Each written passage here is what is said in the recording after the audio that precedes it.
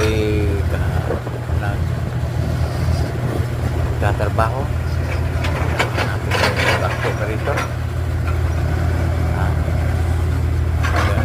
Lalo na sa nanonood ngayon, viewers ko, tingnan natin yung importante makakaya natin ito dahil may pagkatigas yung lupa na papantayin yung lupa. Kung nakikita na yung sa kabila may bundok rin, ganun din ang gagawin ko dito para mapapantay sa meron namang binigay si engineer na ko. May binigay si engineer sa akin dyan nga, dyan ang revelation niya, pero lang kung kaya ba natin, pero mas kakayanin natin yung trabaho natin.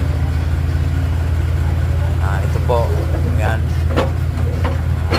bangko natin, ito parang pagod na yata ang operator nito, pero hindi kayang-kaya pa rin yan. Pero alam mo mga guys, kahit hirap sa trabaho, kagaya na sa pamilya, buhay tayo sa araw-araw. Pero maraming salamat po sa nanonood sa akin. Kahit medyo nagpa-practice pa ako nag-vlog, pero kayo na lang umintindi sa akin.